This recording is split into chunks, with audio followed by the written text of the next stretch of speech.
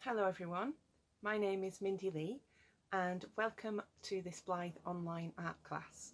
Today we're going to be looking at a watercolour exercise using just two colours. If you've got watercolours at home, just pick any two colours and limit your palette to this. I am going to be using tea to make my painting, so I've brewed 2 very strong cups of tea. We're not worrying about relating the colour to the objects we're going to be painting from. We're just using these colours to create form and shadow and maybe some contrast between warm and cool as part of our palette. Now this is the first time I'll have done a tea painting, so I'm really excited to see what happens, and we'll just give it a go and try and have some fun with it. Let's get started. I've got a very berry pink stain made from just adding a bit of hot water to a tea bag and leaving it for a day, but as strong as you can for as long as you can. And the left is a brown English breakfast, just a normal black tea. You need 2 soft haired brushes, or 1, doesn't matter, whatever brushes you can find. I'm using a fat and a thin soft haired brush, a jar of water, and then a couple of pots if you've got them, just so you can mix your 2 colours together a little bit, and you could add some water to make stains to make them lighter.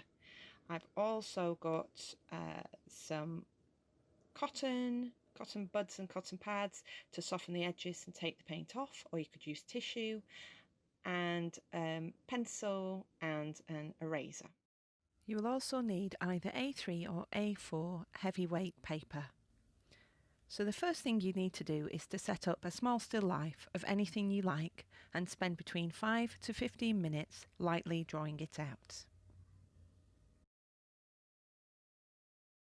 The sketch is just very lightly drawn out so it doesn't dominate the painting. Usually when you're using watercolours you start from thin to thick, so watering the watercolours down, diluting them with water so they're very pale stain, to thick, which is hardly adding any water at all and using it pretty much straight from the square or the tube. But because I'm using tea painting, I have not so thick, so we're really reducing down the range of tones that I can make. I can make these lighter by adding water to them, and I've mixed a little hybrid here. And I'm only using these 2 colours, so today we are reducing the palette down and the spectrum of how the paint goes on, so it's really closing things down and seeing what we can make. When we reduce our options, we tend to get quite inventive. So now for the exciting bit, let's see what these tea stains can do. So let's have a look at the brown first. Okay, it's quite nice. Probably when that's dry, like there's a dry bit here, I could go over with a second stain, and maybe that will make it a bit darker. I can thin it out with the water, so it's great to have a play. I really recommend it just to learn about what the materials you're using can make the marks before you get started on your actual painting. Another thing I quite like to do in watercolours is to wet the object first that I'm drawing, and then I could add some pigment into that and let it bleed out and around.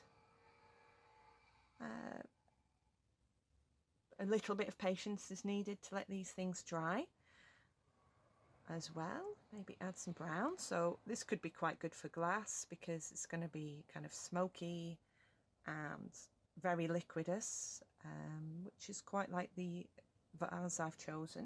So now I've got 3 colours to work from. I can think about the shade. I could think about using 1 for warm areas and 1 colour for cold areas. I'm just going to have a play around really as I'm painting, and then I'll tell you how I did it when I've done it, because this is new for me. Here you could soften an edge out with tissue. That was using it dry. You could use it wet as well to further soften it out. This is making a lovely mark here that you get in watercolours, and this one. You could use a cotton bud. You could draw with the cotton bud. You could take an edge off. You've got to be quite quick. I'm working in a hot loft, so it's already drying quite fast. Or you could let that puddle and you get quite a sharp edge here as it goes round, a bit like these marks here. This was the very berry. So have a play, see what marks you can make with your brush, as well as different densities of ink.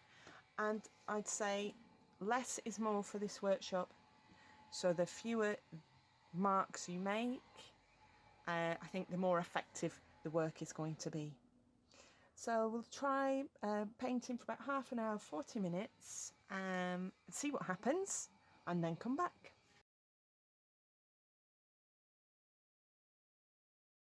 This is how it's looking now. It's still a little bit wet. I paused after about 15 minutes because I found the surface was just too wet to work on, and just had a little break and let it dry a little bit, and then worked a second layer. So it's about two layers deep so far. I painted the vase in that very runny way I showed in the demo, just a wet surface first and then let the colours puddle together. The vase at the back has turned out quite well, just using a very light stain, so mixing a tiny bit of the tea with quite a bit of water to get the object in the distance. And then it's been using really a little bit of drawing and then a little bit of staining, so really nice open sketchy way of working to find very wobbly teeth and some paint eyeballs and the bone pen here, so I've got that shadow going on. The teas have mixed nicely together, but you can also get quite a sharp line after by putting, that's the second layer on when it was dried, and these are wet into wet, a little bit of both on the wobbly teeth. And then you can see I've also left a lot of the page white and been really aware of the white of the page to help me get an extra colour sneaking in there, so the white's blank but it's making the forms of quite a few of the shapes. When it's dry, if I had longer, I would probably just carry on staining up with the tea to get some darker areas in between the teeth. Just before you go, I thought I'd pan round the painting in a little bit more detail to show you some of the different effects I've got with the tea. I feel really happy with this. It's handled very, very similarly to watercolour, which is great to know, and I've enjoyed the challenge of using limited palette and limited dilution range. I hope you found that an interesting exercise. Please try it again, see what happens next time you give it a go, and I look forward to seeing you next time.